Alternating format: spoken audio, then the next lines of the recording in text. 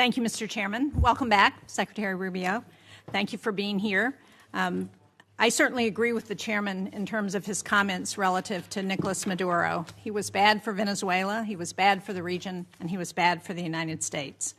I think the question we have to ask now is, was the raid to arrest him worth the cost? And I also share the chairman's admiration for the military operation that took him out.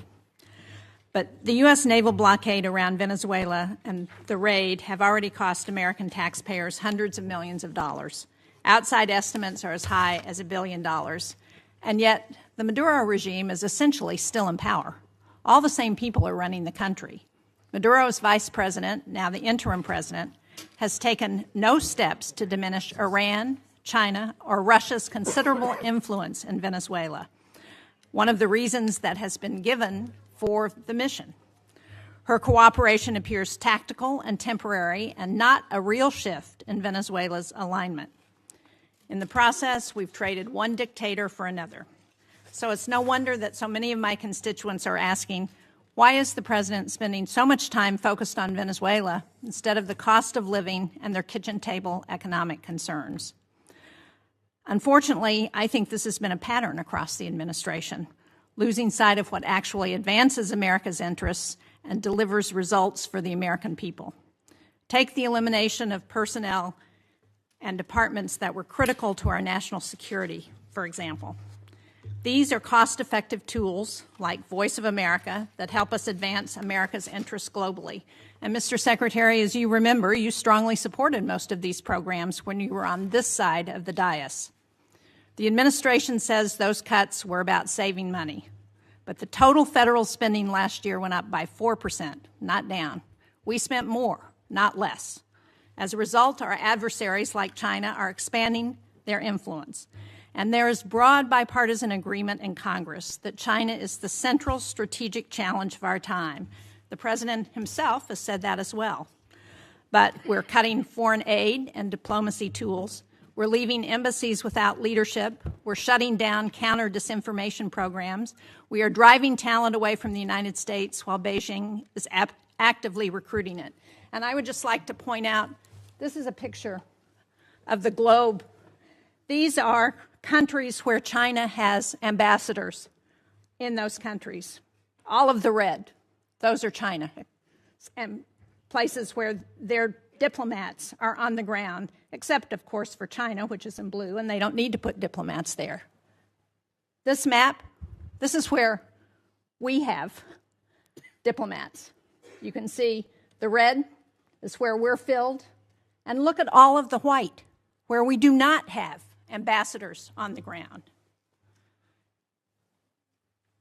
We're even giving China some of our most advanced semiconductors. And after a year of tariffs that were supposed to make us stronger, China has posted the largest trade surplus in history. And American families are paying more at a time when the prices were already too high. Since the start of the tariff campaign in 2025, U.S. manufacturing employment has fallen by anywhere from 50 to 70,000 jobs, depending on whose estimates you look at. That's a trend that undercuts promises that tariffs would bring factory jobs roaring back. And instead of creating a united front against China, we're pushing our closest allies into their arms. Just look at Canada, whose business with the state of New Hampshire has been really critical. They recently cut a trade deal with China because they no longer view the United States as a reliable partner. Pushing allies away like that is not strategic competition. It is unilateral disarmament. We see the same gap between rhetoric and reality in how this administration deals with other authoritarian regimes.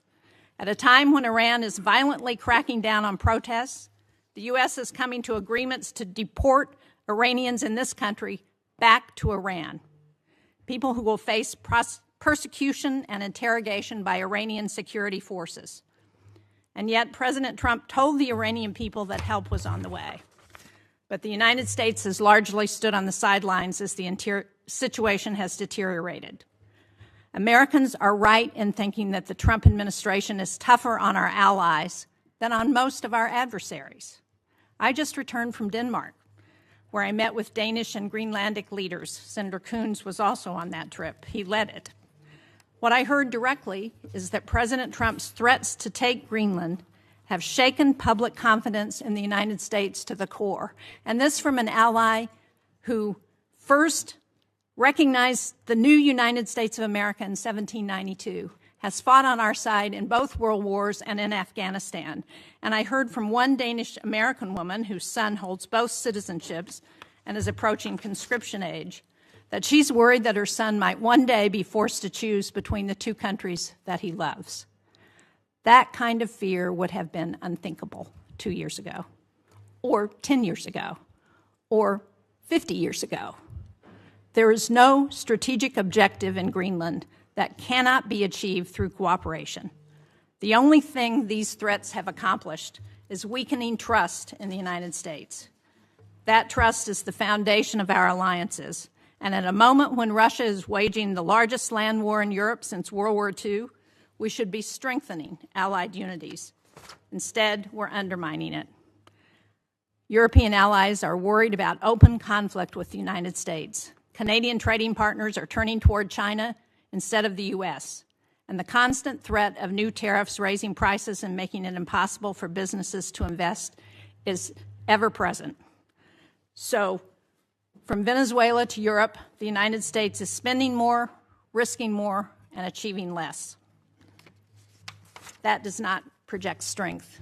It hands our adversaries exactly what they want. Thank you, Mr. Chairman.